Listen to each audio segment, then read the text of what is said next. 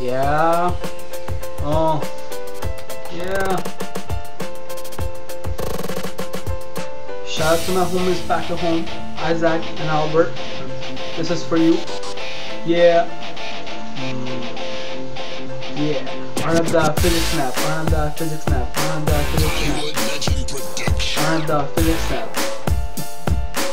Arnab. Arnab. Arnab the physics snap. Nab. Nab. Nab. Physics rules. Physics rules. Physics rules. Physics rules. Physics rules. Physics rules. Physics rules. Yeah. Yeah. Arnab the physics snap. Arnab the physics snap. Arnab the physics snap. Arnab the. Arnab the physics snap. Arnab the physics snap. Inertia is a property of matter. Arnab, nab. Arnab the physics snap. T-7 seconds. Arnab the physics snap. Arnab the physics snap. Hey you, ever played with lasers? Always wondered how they work? Well, I got nothing for you. Just kidding. So how do lasers work? Simple. First of all, you have to store a bunch of atoms and give them energy.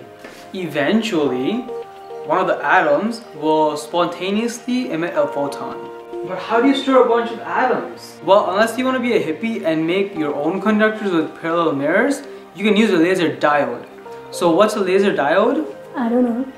A laser diode contains two semiconductors, a p-type conductor, which is engineered to have holes that electrons want to get into, and an n-type conductor, which has extra electrons. Okay. When you put both together and put a current through it, the electrons from both conductors move towards the p-n junction, which is the middle. When combining in the middle, since the hole is at a lower energy level than the electron releases energy in the form of a photon. Cool story, bro. I know, right? Thanks, bro. So what's the point of trapping all these photons? Well, if you trap them between two parallel mirrors, the photons will cause the emission of more photons when it passes by. Why? It just does. So let's compare photons to a coin flipping experiment. If you toss two different coins at the same time, you can have 4 possibilities. You can have heads, heads, tails, tails, heads, tails, tails, heads, legs, arms. I mean, let's just write it down. So here you can see the different possibilities of the coin flipping experiment.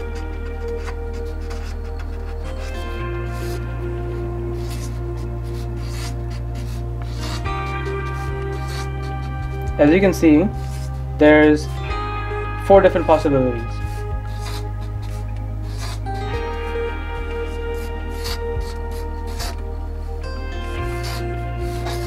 Those are 4 different possibilities. But photons are not coins, obviously. The difference is that no matter how, you cannot differentiate between a photon and another photon. They're all just the same.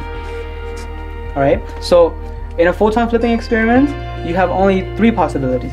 You can have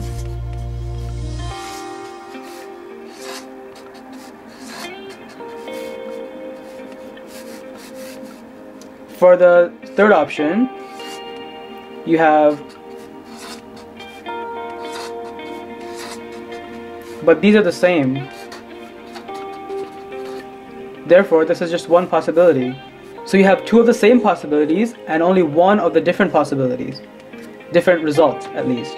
Therefore, the chances that a photon are going to be different are 66% versus 33%. So we have all these trapped photons, but what now? This doesn't actually let us create a laser beam. But some of the photon light will actually escape the p-n junction, unless it's completely blocked. The voltage of the escape light has to be regulated through a photodiode. When the escape light goes through, there is a huge diffraction of light, which means it splays outwards like that. In order to make it into a mainstream laser beam, you just pass the light through a collimating lens, and there you have your laser beam. How about we test the laser in a dark room? Can you see it?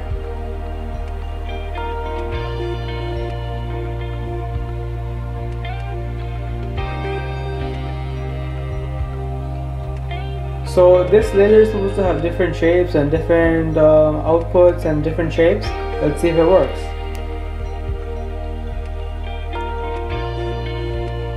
Okay. Nope, doesn't work. Dollarama, you have failed me once again.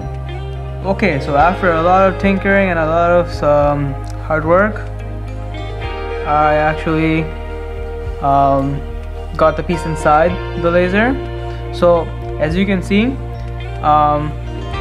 there's supposed to be batteries that are connected here, and the electricity goes through. You press on the switch, the electricity will obviously go through, and it'll go straight through into this mirror thing. This mirror thing, if you can see, it's right here,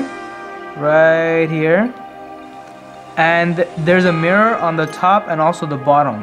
So basically that's the atoms that are stored inside, right? And then after that, inside you have the semiconductors, and you can actually see from the side that there's a middle, and there's there's the p-type conductor, n-type conductor, and also the p-junction, and then it goes through, the light goes through this hole right here, and there's a little glass piece that controls the beam of the light right here.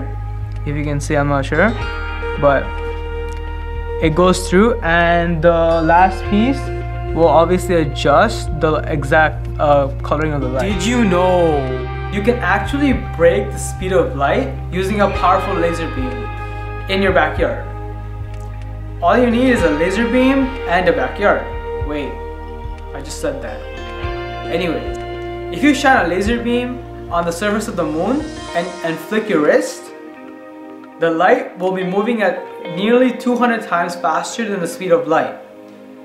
Don't worry, we're not actually breaking any fundamental rules of physics. The difference is that the light from the moon on the moon's surface is just a projection or an image, not an actual mass.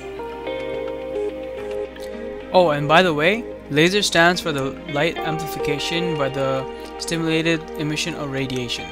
Just putting it out there. There are lots of practical applications for lasers. For example, spectroscopy, lunar laser ranging, photochemistry, nuclear fusion, and etc.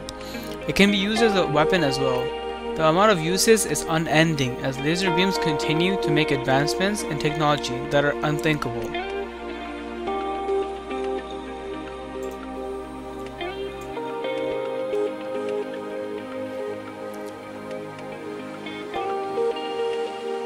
Well, unless you want to... When you put both together... Okay. When you put both together... Oh my god. Is it recording right now? What are you doing? Stop. Anyways, if you shot a laser beam... I messed up.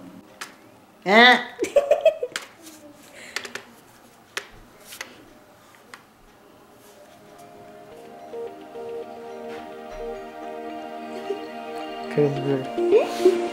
Stop filming. No. Stop filming.